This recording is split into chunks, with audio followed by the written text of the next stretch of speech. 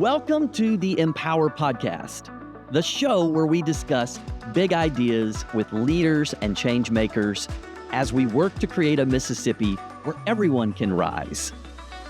This is Grant Callen. Thank you for joining us. You know, I've spent the last 20 years working in public policy because I believe that systems matter. There are real barriers that hold people back and limit opportunity. And when our education system is failing, people suffer. When our criminal justice system isn't working, people suffer. Sometimes even programs designed to help people can end up hurting them. At Empower, much of our work is focused on identifying barriers and then working to remove them. But sometimes changing laws isn't enough. Sometimes the barrier isn't external, it's internal. For some, the obstacle isn't a lack of opportunity. It's the baggage we carry. Trauma, shame, addiction, fear, loneliness, destructive patterns that prevent people from moving forward. If we truly want Mississippians to flourish, we have to think about both external and internal barriers. We can't always control what has happened to us, but we can take responsibility for what happens next. So today, I want to explore a question that sits underneath many of the issues we discuss on this podcast. How do people actually change? Why do some people remain stuck while others find healing, growth, and purpose? My guest today is Dr. Branden Henry. Branden is a licensed professional counselor, founder of Red River Counseling, and a leader in the Rocks to Rivers program, which combines adventure experiences and therapeutic work to help men pursue healing and growth.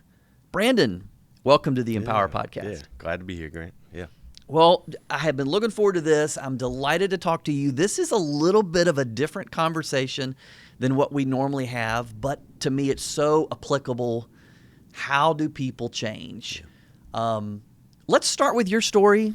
What drew you into counseling? Yeah, no, it's interesting in kind of preparing for this and just thinking about what Empower does. It's so much in line, I think, with a lot of what y'all are about. And graduating from college, my degree was in elementary education, and so I took a job in the Mississippi Delta in a school that eventually was shut down by the state.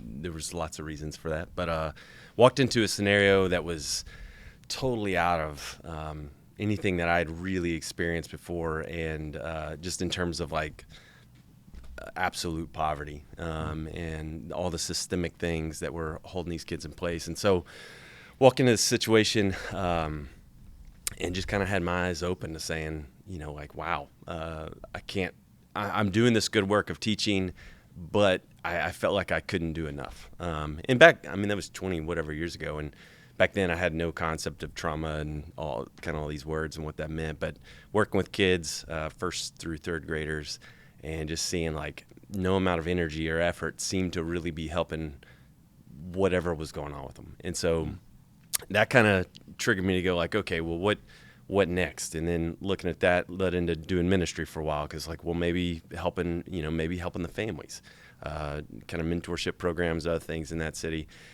Eventually that led to coming to seminary here in Jackson, which in a roundabout wild way led to entering into the counseling program. At that time, I thought counseling was just a bunch of fluff, and didn't need it. I had never really been involved with it. Had no idea how much it would have helped me growing up and all that stuff. And so got into that in 2010, I suppose. And it kind of was the first thing I'd ever done that fit like a glove. And then being able to be in a situation where being able to help the systems of the family systems, that's kind of the way I'm trained to think, saw actual result. Saw it actually change people's lives for the better. And since then, that's led in some advocacy work, big picture stuff. But yeah, it was not what I anticipated doing. It was never on my radar. And it's still sometimes a surprise. Yeah. So educator turned seminary ministry direction, and then eventually landed in counseling. Was there a moment that you were like, counseling is really where I want to build my career? Yeah, 2011. So when I was finishing the program, which was a Master of Art in professional counseling and marriage and family therapy, so it was two programs combined, we still were thinking at that point we were going to move back to the Delta and continue in ministry. And so it was a struggle to let go of that because I loved it. I loved kind of what we got to do in as hard a place as that was to live. There were things that I still miss. Just a small town, just people, everybody knows everybody. And being in ministry there, realizing we were the 10th poorest county in the nation and one of the most philanthropic. And so you had this just crazy dynamics that I've not experienced anywhere else. But kind of from there, it just became apparent. I was just very fortunate to know some people and have some mentors that led me into doing this full time, kind of in private practice. And then from there, did private practice in a group setting, kind of did private practice out of a church setting, worked at an inpatient facility, and then worked in an intensive outpatient facility. I love pulling all these experiences together. That's the way I think in teaching is you got to teach out of an experiential place. And so that was kind of the goal, was to go back into teaching. So I still teach kind of at graduate levels, and being able to pull those experiences together is just kind of so much fun. So, yeah. What has listening to people's stories every day, as you do, what has that taught you about human nature? Oh, too many things. Mainly that people are unbelievably resilient. And more often than not, it feels like the things that are getting in our way is just a lack of knowing, like a lack of experience in a thing.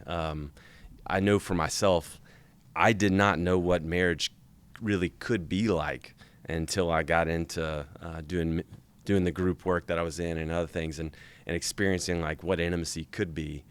And it was, I don't know how to explain it to people, but it was sort of like experiencing a new color that I didn't know existed. And it was like, well, I just didn't know this was a thing. And so I think more often than not, it's just a lack of, for folks just not knowing. And then all the obstacles that get in their way. But the resiliency of people I work with is incredibly inspiring, and doesn't make sense sometimes when the odds have been stacked against them seemingly from birth, and yet kind of still showing up every day, trying to grow, trying to change things. So putting in the work. Yeah, it's incredible. So you talk about birth. I mean, your doctoral work Yeah. was around ACEs, Yep. adverse childhood experiences. Yep. Maybe explain what those are Yeah. and why that was the focus of your doctoral work. Yeah. And asking somebody about their PhD dissertation is like asking a CrossFitter to talk about CrossFit. So just buckle up. We'll cut some of this out later. But ACEs, to me, I had several ideas for what I want to do my dissertation on. And it's kind of a wild story. I was doing a presentation on pornography. That's kind of been, I'm a certified sex addiction therapist. Pornography was a big part of my story growing up. Exposed to it at an early age, caused, serious problems in my life. And I was given a presentation at some point and had all this statistics and all this research that I was presenting, and then came to ACEs, and I was talking about ACEs and this, that, the other, and said out loud in this front of this big group of people of like, well, I can't find any research on ACEs and pornography. And that was in 2018, I think is what it was. I started doctoral stuff in 2020. So years later, when I'm trying to figure out what do I want to do, that question came back. Like it had always lingered in the back of my head. And so focused all my energy on that. So with ACEs, there's been so much research over the last 3 decades. Originally, it started in the 90s. Dr. Fleety and a group kind of on the West Coast, kind of in a wellness center, just kind of stumbled into these questions. They just were curious. They were helping people. Treatment was working, then people would go back home, and it seemed like it would fail. And so just started being curious, asking questions. That led into the late 90s doing a research with 117,000 participants, so a massive study through Kaiser Permanente, insurance company, and finding that these 10 what evolved into these 10 questions, which was dysfunction in the home, abuse, and neglect, right? And so with abuse, it would be emotional, physical, and sexual abuse. And with neglect, it was physical and emotional neglect, which at the time in the 90s was pretty revolutionary. Now that seems commonplace. We understand emotional attunement, all this is essential for growing up. Was not so much the case back then. And then 5 markers of household dysfunction, and I always end up forgetting one, but violence towards mother, severe mental illness, suicidality, imprisonment, addiction. I didn't forget them. And so of those 10 things, the more prevalence of those 10 things, the more you answer in the affirmative of these, I experienced these things before 18, growing up in my main home with guardianship, the more prevalent, the more vulnerable. That's kind of the word I've come to understand. It's not it's not predictive. It's not my destiny that I'm going to become this, but I become more vulnerable to so many things. And so, for instance, I'm an alcoholic. I've been in recovery for 13 years. For myself, there was the amount of ACEs I had, which was around 5.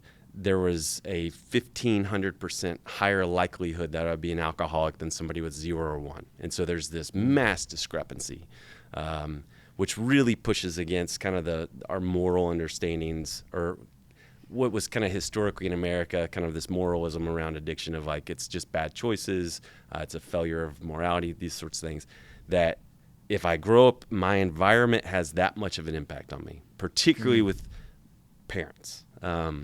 And let me ask you kind of a definitional question. Yeah. So if you say somebody has 5 ACEs, that doesn't mean they were abused 5 times. It means they had 5 separate types of those indicators, whether it was divorce or addiction or abuse or something else. So somebody who has 1 ACE is dealing with a certain level of trauma, but the more those things overlap, the more they compound. Yes, absolutely. And you mentioned divorce and separation was one of the ACEs that they looked at. I think I didn't say that one earlier, which ended up in my study being having the strongest relationship with pornography use in adulthood. Was of the 10 things, divorce and separation of parents had the strongest correlation with pornography use in adulthood for adult males, which kind of the way my mind works is it's all attachment. It's all based on safe and secure attachment. That if I have safe and secure attachment, doesn't mean bad things aren't going to happen. It just means I'm going to have a higher resiliency to those things. I'm going to become less resilient to these other, poor coping mechanisms or whatever else. But with ACEs, I mean, it's looking at health issues, physical health, mental health. It's kind of across the board. That the more prevalent you have those in childhood, the more likely you are to experience just a whole host of hardships throughout life. So. You may have answered this, but I can't remember. Did you find a direct correlation between ACEs and pornography? Yeah, there was a strong correlation. What I ended up studying was, the question was, is there a correlation between ACEs in childhood and then pornography use in adulthood amongst males and exposure to pornography at an earlier age? And so there's a strong correlation between both. That the higher the ACEs experienced in childhood, the more prevalent pornography use was in adulthood, and the earlier the age of exposure.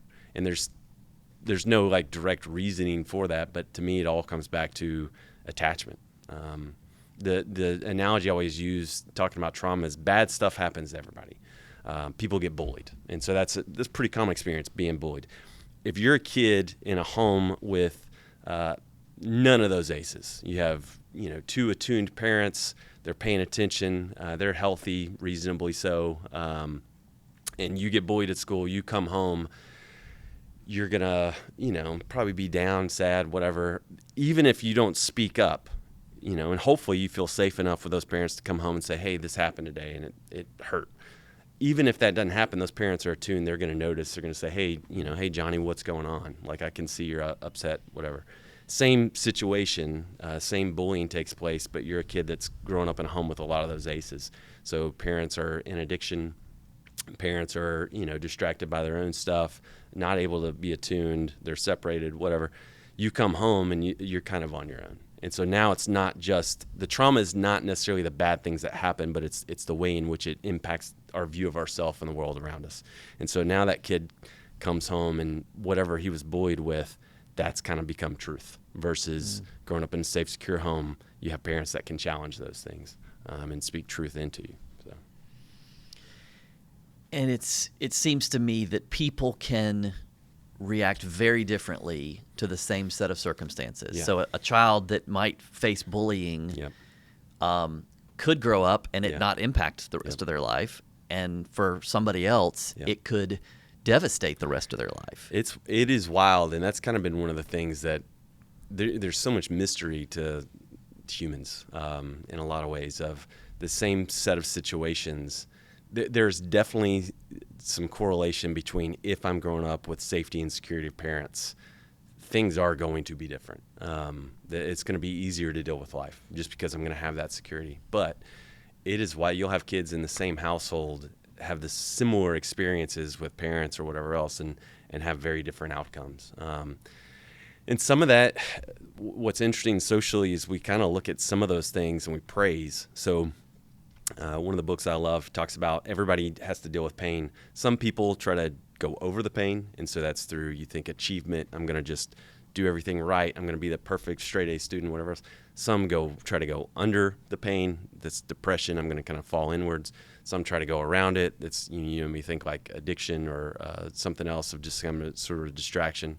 But eventually you have to go through it. And so we tend to look at, like, if you have a family that's got some high dysfunction with parents, one of the kids is sort of the black sheep. They're getting in all the trouble, all that stuff. And you got one of the kid that's, the goody that never gets in trouble, golden child, never does anything wrong. I typically in my office am more concerned with that kid because the kid that's acting it out, like they're acting it outwards. The other kid is holding it inwards. And so that can sometimes do more destructive long term. But we tend to praise that kid of like, oh, they're quiet. They don't cause any problems. They're achieving. They must be fine. And so, yeah, it's just wild, though, how everything impacts people so differently. Similarly, and then there's a whole mystery, too, of like emotional trauma, similar to physical trauma. I mean, there are people that have been hit by a bus or a train that walk out unscathed, people that have bicycle accidents and that are severely injured or die. And it's like, it doesn't always make sense. Sometimes it's kind of what you're saying earlier. I say to a lot of clients, like, the pain, even if it's not your fault, however it's manifesting, it is our responsibility to deal with it. And that sucks. That's a hard part of adulthood, but it is part of it. And so regardless of how it impacted you, you've got to come to terms with it and do something about it. So, and that's really a big part of why I wanted to have this conversation, because we certainly see, when you look at Mississippi and you look at our economics, or you look at education outcomes, or crime, or poverty, we have all of these outcomes that we would want to change. And so certainly we want to create and encourage families to have that attachment and have healthy families so that fewer of these adverse childhood experiences are happening in Mississippi families. But the reality is they're always going to be there. And I imagine the work you're doing is not so much, although I'm sure as you're talking to adults, you are helping them not create the same trauma in their kids. Absolutely. But much of what you're doing, the trauma has already happened. And you're trying to help people say, how do you rebuild your life and let it not pass on to the next generation? So how do you do that? What does that work look like? We often say, and I can't remember who said it first, but the trauma we don't transform, we transmit, right? And so a lot of the work that I'm doing is helping people stop the cycle, the generational cycles, or passing down the poor coping skills or the traumatic experiences or beliefs that they've kind of picked up in a family system. And so any work they do, it's kind of one of the jokes I tell a lot of the young guys I work with is like, the work they're doing now, if they're 18, 19, 20, if just being self-aware, dealing with their own junk, is probably the best premarital work they'll ever do, because marriage is you're putting two nervous systems together and hoping for the best. And if you've got somebody that's coming into that's a highly traumatized person, they're constantly in a kind of visceral state of hypervigilance, it's hard to feel safe, even if you have a safe other that you're with. And so a lot of the work of therapy, we tend to think it's just talking, you just sit and talk. And that is important. Voice is essential, and a lot of particularly like childhood experiences around abuse rob you of voice, and so reclaiming that voice is important. But you can't necessarily talk your way out of trauma. It's a great book. Most people have read it, called The Body Keeps the Score, and it's kind of this idea that our nervous systems hold all this stuff, not in a memory sense, but your body will react. Your body is designed in a way to protect you, so that's great. But when your experience has been highly traumatic, your body never relaxes, and that's not good for you. And so essentially what you're trying to help people do is come to a place to where they can feel safe. Sometimes, so when I'm teaching students, I really push, never undervalue the power of an hour of feeling safe. For somebody that spends their life in a hyper-vigilant, always, maybe they're afraid or they feel shame or whatever it is, if they can just come into an office and for 1 hour a week and feel that, that is something. It's not enough, but it's something. But the goal is how to help them have that throughout life. And so helping them learn how to be in community that is safe, that does provide some sense of community if they can't have that at home through family or whatever else. So yeah, and then a lot of it's like working with the body, the somatic stuff. And so there's a lot of treatment kind of protocols to get there with people, but that's essentially what you're after, is internally I got to learn how to feel safe in order for me to be able to externally be safe with others. And when somebody walks into your office for the first time, what are they often seeking? It's a great question. The analogy I always use, which is kind of the way I think is just through analogy, is everybody comes in lost one way or another, emotionally, relationally, spiritually. They're just kind of lost. They don't know what to do with life, whatever else. I see myself more as like a trail guide, which is I'm not going to carry your backpack for you. That's too much work. I've tried doing that before, just on some of the trips we take people on, and like, that ain't good. But I'm here. I've studied the terrain. I've personally been lost in those woods many a time. And so my goal is to first help you figure out where you're at, because that's what you do when you get lost, figure out where you're at. So some of the retracing your steps that we talk about, most people think therapy is just looking at the past. Looking at the past is important if it helps you understand where you're at in the present, so that you can go, okay, this is where I am. Now where do I want to be? And my goal is to help you move from where you're at to where you want to be. And that looks different for everybody. There's no, I've never had two clients that are the same. There's similarities, and there's some things that are, generally true for all of us. Like I think most of our dumb behavior that we do as humans is just trying to figure out a way to feel some sense of safety. And great, that's a good thing to feel safe. Maybe there's better ways to get there. And so helping people find new ways to accomplish these desires, to kind of fulfill those things. So. And what does the profile of somebody who walks into your office look like? I mean, if I'm thinking about somebody who's listening to this who might think this is a haggard, homeless-looking person. Yeah. And the truth is, No. most people that look great on the outside, absolutely, either high-achieving, schedule busy, maybe from the outside their family looks like they've got everything together, are the people who don't. That's interesting. A lot of people that come in my office were the golden child in their family system, for whatever reason, and then midlife hits and it doesn't work anymore.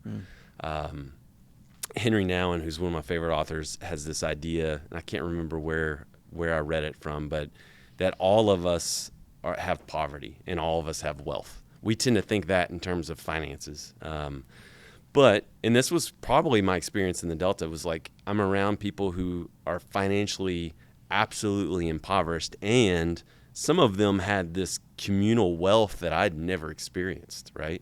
And so I'm bringing my wealth to clients. It's an emotional wealth, relational, and maybe they're coming in that poverty. But all of us have, and I think that's when we're working best, is we're all giving of our wealth, receiving in our poverty, and that sort of thing. But it is wild that a lot of the folks that come in, they would be on Jackson's Who's Who kind of list, but there's a poverty in them that they've not been able to figure out, a lostness that they can't really talk about. And then you pile on that the shame of, well, I look like I have it together. I'm supposed to have it together because I've had finances or whatever else. And it's just, that's a myth. So nobody, it's kind of wild, like how different all the people are, which is part of what I love about it, is it's never the same thing twice. So it's always fun. You mentioned shame. When you have conversations like these, shame comes up a lot. What is it? How is it different from guilt?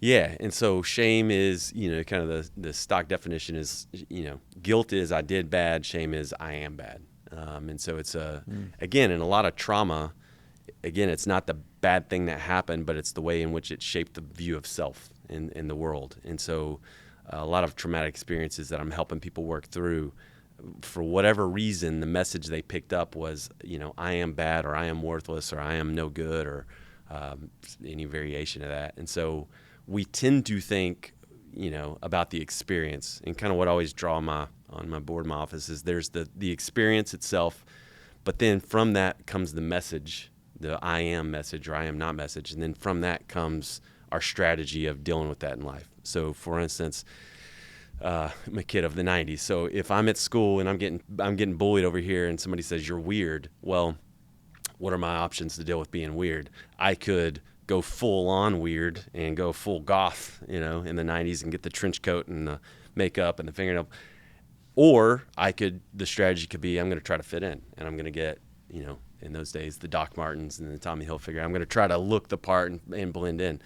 And so what I think is the most powerful thing to work with is the message, because the thing that we come to believe about ourselves is really the thing that shapes all that we do. And so shame tends to come up in that form. And so that's a lot of what I use EMDR a lot. So eye movement desensitization reprocessing. It's a therapeutic technique that's been around for 40 years.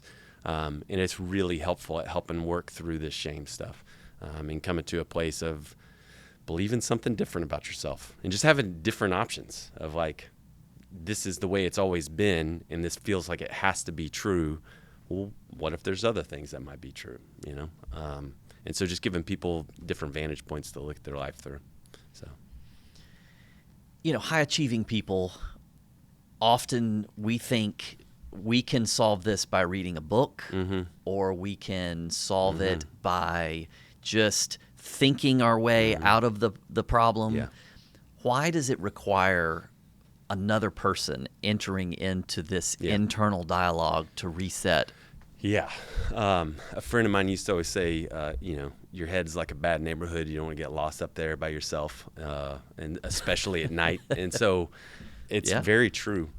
We get stuck in our own cycles of thinking. And so just having somebody else, there's so much to that neurologically and otherwise. The way we grow from infancy on is socially. Like, we're absolute social creatures.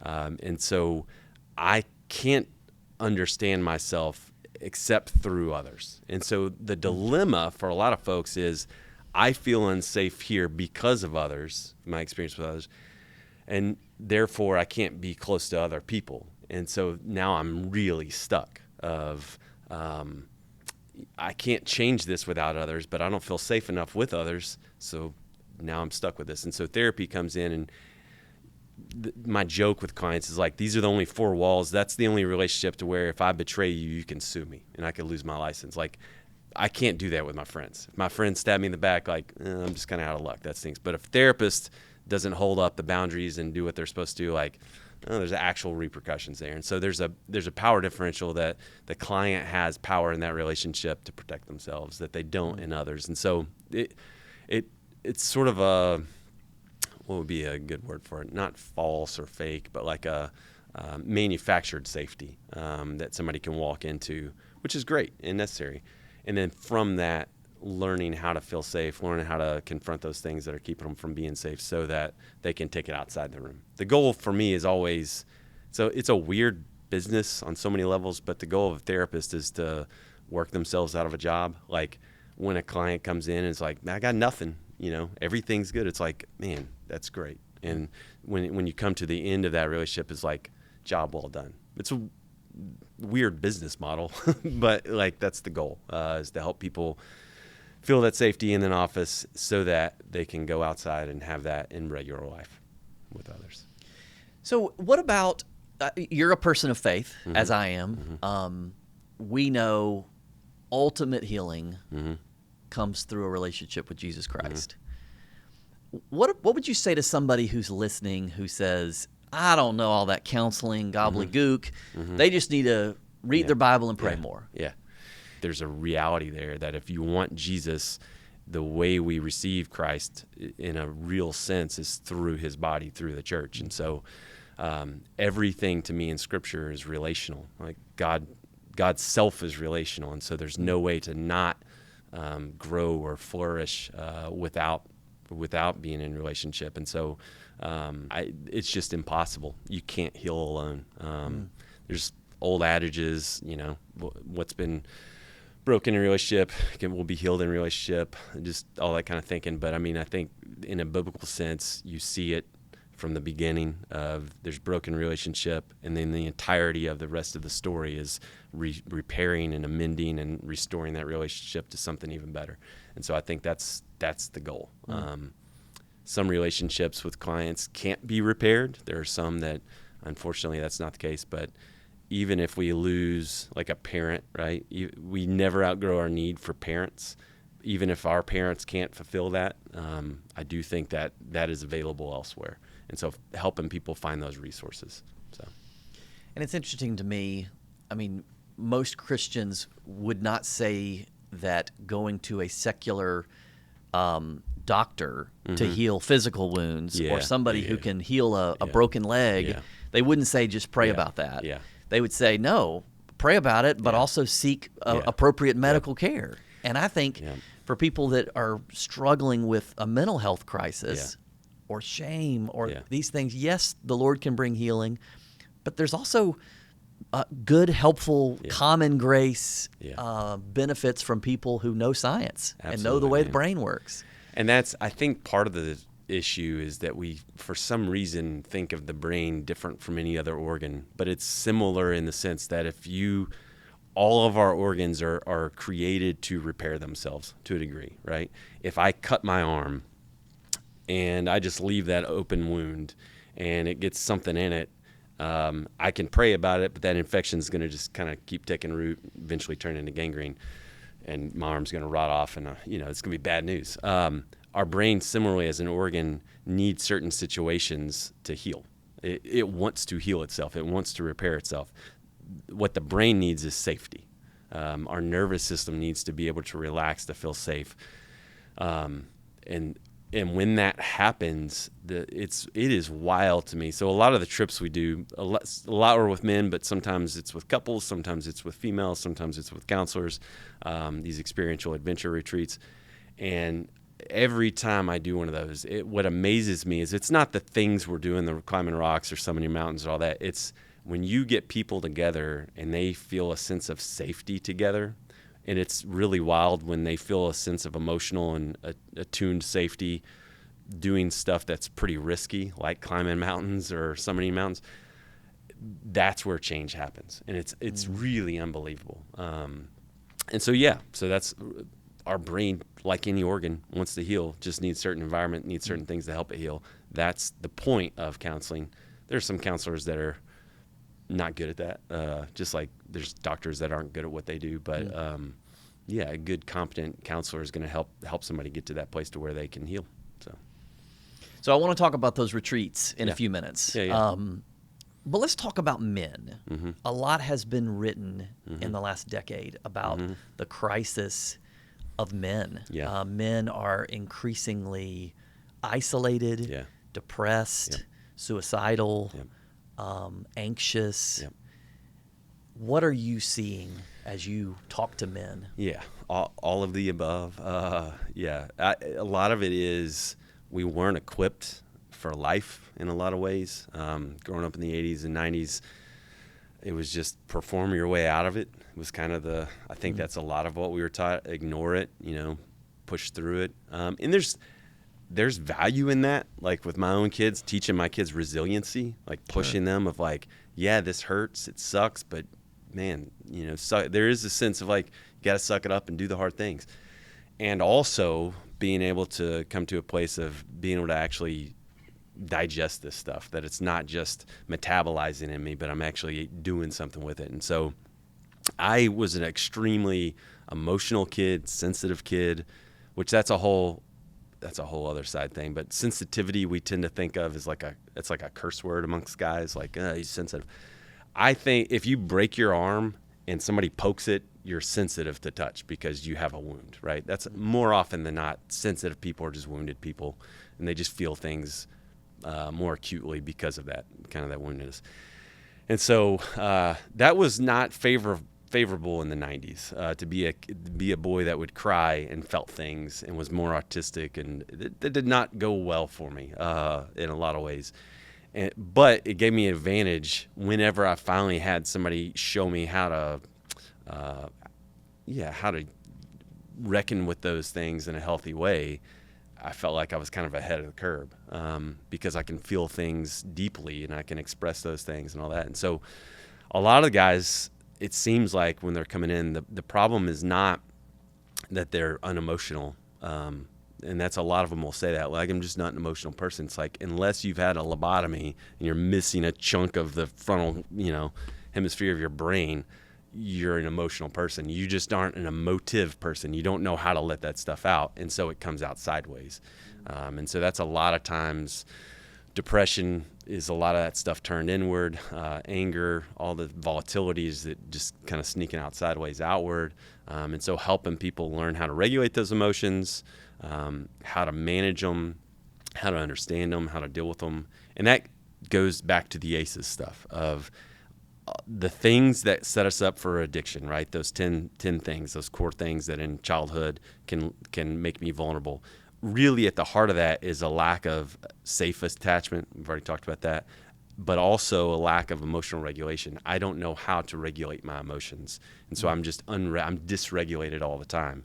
And then the third is trauma. And so if I'm growing up in a home where there's a lot of trauma, there's a lot of things happening that aren't safe, I don't feel safe with others, and I don't know how to manage all that's going on within me, and then I have a drink or I have a smoke or something else comes along, it's like, oh, well, finally something external, because we're supposed to get that from our parents. We don't learn naturally how to soothe ourselves. That's something we're taught from parents, caregivers.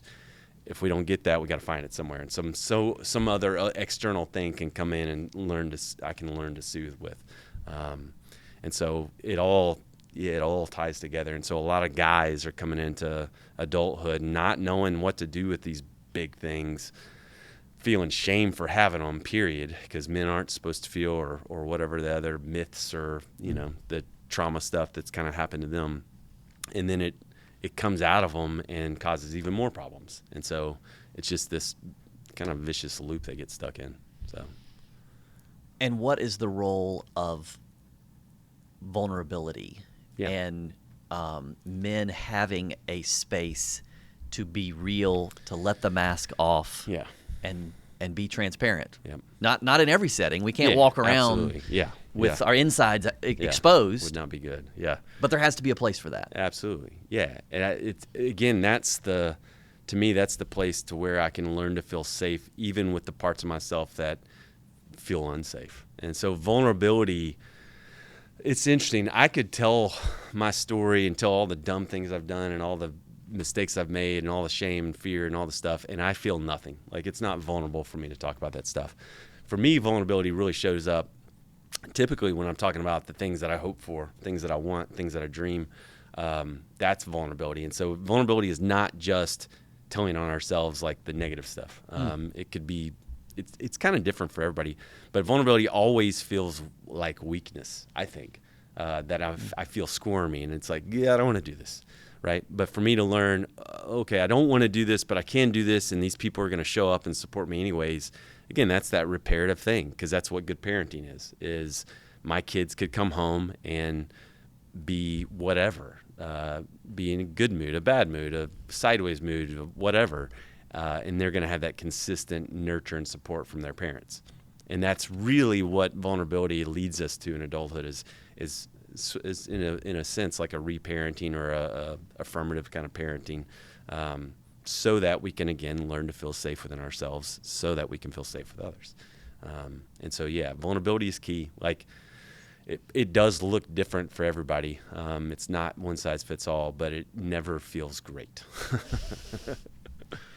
And how much of the work for most people need to happen in a clinical one-to-one counseling session versus in a group?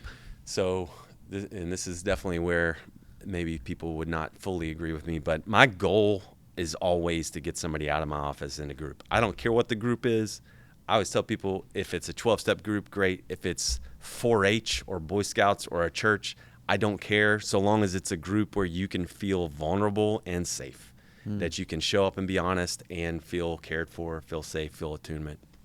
And so kind of the private practice work that we tend to think about counseling, where you're going and you're sitting in an office across from a person, that should be practice. It should help you learn what safety feels like, so that when you're out in the rest of the world, you kind of have an idea of like, this doesn't feel safe anymore. Like, kind of helps readjust your radar in some ways.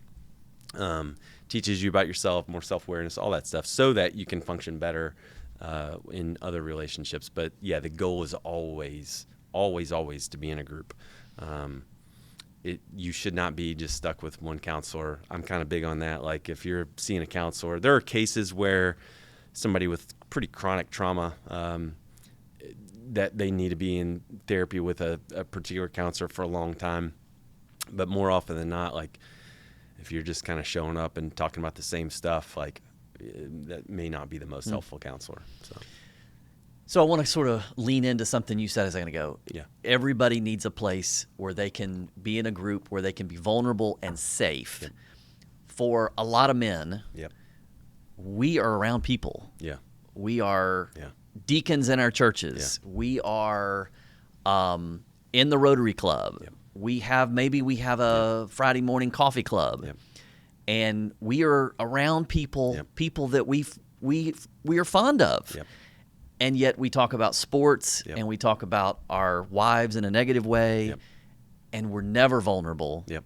And if we were vulnerable, we probably wouldn't feel safe in those settings. So what does it look like to go beyond that, where everybody's putting their external face forward to a place where you could actually let down your guard a little bit? Man, no, that's interesting. Kind of the first thought that came to my mind was, particularly with sports, that's the one place men feel like they can be emotionally vulnerable. It's okay there. Right. And so that's the safest place for men, for most men, particularly Southern men, to be able to feel vulnerability, which is wild. The other thing that you were talking about is, like, men show up in those categories where we're doing stuff together, typically. Like all the things you just mentioned, being a deacon or being in a club or being at whatever work, is we're doing something. And there was a study, or studies done, I can't remember, I think it was in the 80s, but just watching the interaction between men and women when they were having kind of more vulnerable conversations, and women tended to face each other. So they would sit like this. This is unnatural for guys. Counseling feels unnatural for guys, like to sit across and do this thing. Men were always side by side they were going somewhere. And I don't know why that is. It just seems to be the way it is. And so that's kind of where we found with a lot of particularly with the adventure retreats and experiences, is you giving people something to do together. It just makes it easier. It's not essential. I can definitely sit down with a friend now at this point in my life and have a big, hard, long conversation without the distraction of doing something, but it definitely makes it easier. So, yeah. So talk about your retreats, the Rocks to Rivers. Rocks to Rivers. So it's a company founded by my best friend Bill Blair back in 2014, I believe. And we've been doing stuff together since 17 or 18, I think. But a lot of what it is giving people experiences that helps them come alive. That's the goal. We've found what's been fascinating at times is what we found is, like, it doesn't really, the thing we're doing is kind of the least important thing, whether it's rock climbing or summiting or fishing or backpacking or, you name it. that seems to be the least. It's more about the community piece of giving people opportunity to be in community with other like-minded people, in the sense that the people that show up on these things, and it's been fascinating of the people that show up when you say, hey, we're going to go do this really hard thing together. You don't get a lot of victim-y people showing up to that stuff. Like the poor me attitude does not really work out when you're having to like climb rocks. Like this is a hard thing. So it sort of weeds out kind of people that are just going to be in self-pity and feel sorry for themselves and want to be rescued. And so the people that are showing up are people that want growth, that want healing, and are willing to work for it. And it's an amazing thing putting them together. And it's my favorite is when it's people that don't know each other, and they're together for a weekend or a week. We do a lot of retreats in Northeast Alabama. There's a place called Cherokee Rock Village. It's kind of the climbing mecca, kind of in the southeast. And then we do a lot of other retreats out west in Colorado, in the Sangre de Cristo, sort of the collegiate range. And those really came out of it. Honestly, it comes out of just friendship and love for each other. Me and Bill, like we did a trip in 2018, and then just coming off the trail, walking down, just daydreaming. He's the only person that I found that can like roll at my speed of daydreaming. And so we were just like, man, what would be the best trip ever? And we just came up with all this stuff, and we're like, we should just do this. And so that's what we do. And so the trips in Colorado are, how can you do all of the things in Colorado in 5 days? And it's quite fantastic. So. And what do you see happen with, especially men, on a trip like this that doesn't happen in a counseling session? Oh, so much. Man, so much. So our goal, and we kind of label it, we call it big living. I don't remember why.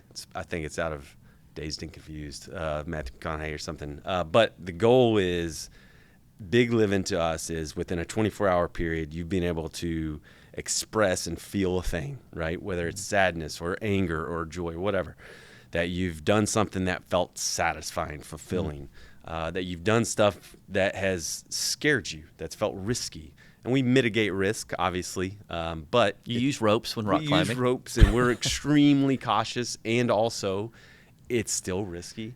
And you've done something that with people that you've laughed until your jaw hurts, right? And so if we can do that within a 24-hour period, and what's been wild to us is the focus used to be on the deep, heavy, hard, dark, emotional, like let's stir up all the deep feelings and bring them out. What we have found is the thing that seems to help people open up and be vulnerable or be more connected to themselves and others is play. And play is the thing that's missing for most adults. I may even go back to my answer earlier for men, like what's the thing that's keeping them stuck, is just a lack of play for whatever reason. I think a lot of that is the performance stuff. Like if I'm not performing, where's my value? Where's my worth? If I'm not achieving. And play is I'm doing a thing just for the joy of it, whatever that thing is. And so me and Bill together are really good at that and encourage each other in that. And so a lot of the trips end up being it's just things we love to do. And so like fly fishing, like I love fly fishing. And so, catching, my favorite experience was catching a stringer of cutthroat trout, bringing them to camp. And we had a chef on that trip that was kind of a renowned chef, and his face lit up, and he built like an oven just in the middle at 12,000 feet. We're filleting the fish and eggs spill out. And he's like, caviar. I'm like, I'm a redneck, man. I don't know. How do we do this? And so ends up being like the greatest meal. We have trout almondine at 12,000 feet, and it's a joy just because we're all in it together. And it's playful, and everybody's playing however comes natural to them. And so there's not you have to do or be something you're not. And that is the thing that I feel like I cannot replicate. I laugh a lot with clients. Like I think it's not just a deflective tool. Like I think it's when we laugh that opens us up. It's easier to be vulnerable, all that kind of stuff. But play is where it's at. And so that ends up being a lot of what it is. And do people have to be at a certain level to come on these trips? I'm thinking somebody listening, like, do they have to have done so many rounds of counseling or therapy, or can you come in at different levels? Yeah. So, I mean, kind of the benchmark for us, and we've had folks from 18 to, like on our big trip, 18 to 75, I think, was the oldest fella. And same for the women's trips and the couples trips, a full range of, newlyweds to people that have been married 30, 40 years. Kind of same thing for females. Everybody that's coming is doing some sort of work to grow. Like, we don't want somebody showing up that's not really, that's lacking self-awareness. And so there is work happening outside. We see these things as ways to take what you're doing and take it to the next level. But in terms of we've had people physically, just kind of all across the board. Obviously, there are some limitations, and that's just kind of is what it is. But it's been most people that come on it have never done any of this kind of stuff, and I actually think that works better. We've had some folks come to the rock climbing retreats that are rock climbers, and they don't get as much out of it because they've already learned to deal with the fear of rock climbing and that sort of thing. But people that are fresh to it and it still freaks them out, that tends to be the people that get the most out of it, I think. Well, we'll put a link to the website in the show notes so people can go learn more about it. As we wrap up, I kind of want to take this back to our original question, and that's how do people change? You've spent your career now working with people to change. Yep. I can't change you. Yeah. You can't change me. Yeah. I can't change my wife. Yeah. She can't change me. I can't change my kids. Yep. People have to want to change themselves. Correct. Yeah. How do you think about how people change when you've seen it happen? Yeah, the old joke is that when a couple gets married, when a man and woman get married, the man thinks the woman will never change. The woman thinks she can change the man, and they both end up disappointed. Because there's a reality of I don't know why we've all bought into that myth of that we can somehow change others, but I wasted a lot of years trying to change everybody around me and institutions and other things. You just can't. But, and this is kind of that systems thinking, if I change myself, the system around me, be it a family or a church or a work organization, has to either adapt. I was thinking about it, if gears are turning and I change the way my gear turns, the rest of the gears either adapt or it breaks. And that's kind of the two choices. And so similarly with families and kind of other situations. But how does a person, an individual change? And again, it kind of goes back. If the system works against them, which is why it's so incredibly important to work, to advocate, to change the systems. Because if I'm pushing a boulder uphill, boulders are heavy. It would be hard to do that if the ground was flat. It's hard for everybody. It's harder for a lot of other, for some. And so that has to be dealt with. And so there, so it's a both and myself, how do I change? It really does I really do think it comes down to that sense of safety. If I can change a system to help a person feel more, more calm, their nervous system to actually be able to relax, good things will happen. And so that's absolutely vital. Henry Cloud, who's a Christian psychologist, in his book Change That Heal, talks about the 3 ingredients for change are grace plus truth plus time. And I do feel like it's not a perfect, that's overgeneralized, but that's a pretty good call. That kind of what does change look like. The time does not heal all wounds. That's the biggest lie ever. If I cut my arm and I'm just time will heal it, and then it gets infected, time can't do anything. It's just gonna make it worse. The grace part, I think, is where, and the grace and truth part is really the relational piece. To be able to have people in my life who can tell me the truth about myself. And we tend to think that's just negative. Honestly, in my experience, it was harder for me to receive the positive stuff. If somebody came in and told me dude, you're a terrible dad and you're an idiot and da-da-da, I'd be yeah, I've been saying that for years. If they came in and said something positive, I would want to fight them. You're crazy. That makes no sense. And so it's not just people that will tell us the hard things, the true, you're screwing this up or whatever, but it's the people that'll be honest with us about how they see us in the rest of life. And so, again, the goal in therapy is those 3 ingredients, but therapy is not the end-all, be-all. It's important, it's helpful, but it ought to lead to that stuff in real life, just kind of in daily life with people, to be able to sit down and have conversations with your spouse or your best friend or whoever, and be able to talk in ways to where you feel safe enough that you can hear what they're actually having to say to you, even if it is one of those hard things of, hey, when you're doing these things, it's hurtful or harmful, and needing to make some changes. But yeah, yeah. Well, it's interesting when I think about like the political left seems to mostly focus on the systems and the barriers and the external factors that have to change. Yeah. Often the political right focuses on it's just personal responsibility, Yeah. it's better choices. Yep. People have to Yep. pull themselves up by their bootstraps.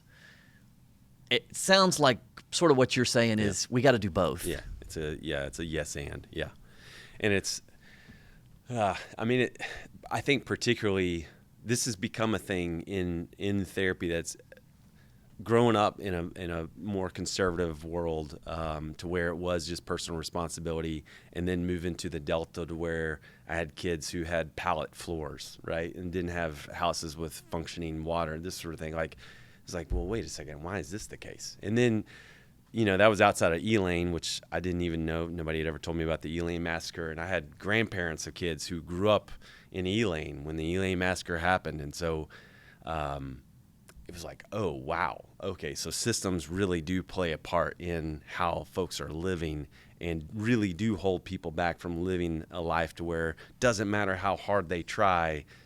I mean, those obstacles are huge.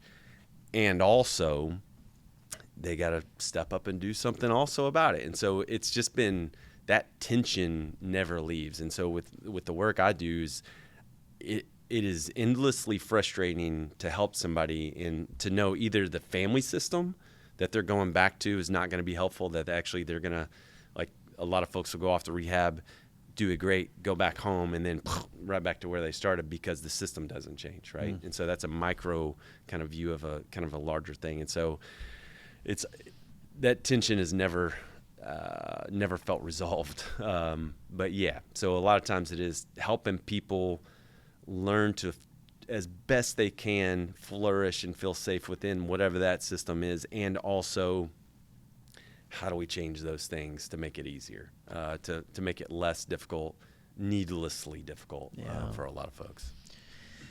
So what would this community look like? Jackson, what would Mississippi look like if more people got help? Yeah. They started down a path of changing themselves. Yeah. If we built stronger bonds between men, Yeah. Safe places where people could grow up in.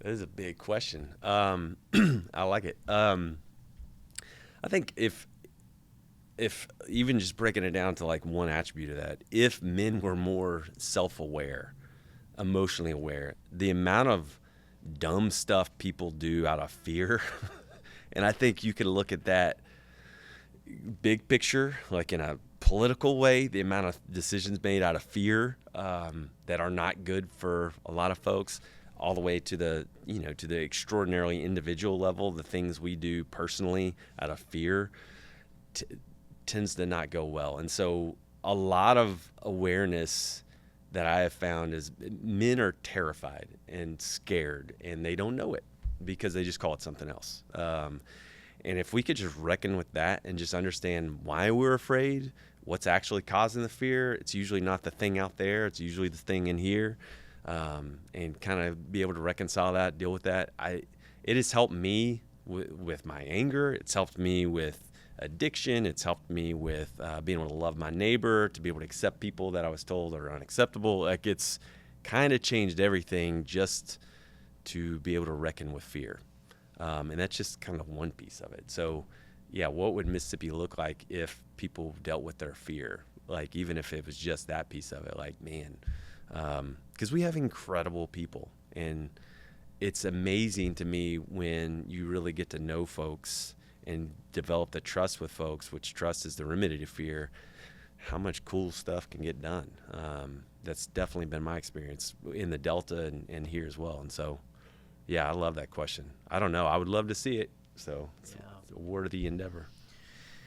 So last question, Yeah. if somebody's listening Yep. and you have just held a mirror up Mm-hmm. and they're going, yeah, I'm stuck. Mm-hmm. I need to take the first step. Yeah. What is the first step? What would you recommend to somebody? Yeah, that's a great question too. I would say, so I've got an article on my website of finding a helpful counselor, and it kind of goes through some things. If you go to redrivercounseling.net, and then there's a resources tab under resources says finding a counselor. It kind of goes through what I have found as being pretty tried and true ways of finding trustworthy, helpful, competent counselors.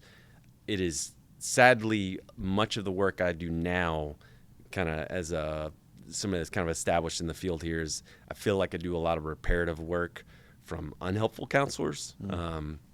So I'll have folks come in that had a poor experience with counseling. And that's not always the counselor's fault. Sometimes they are pushing me and I don't like what they're saying, right? And so there is some of that. But a good counselor should be licensed, should be somebody that's got a decent reputation, should hold up good, healthy boundaries, should be an expert in whatever kind of the thing that they're saying they're doing, and should be able to guide you through that. Not force you. I don't tell people what to do. That's not my job.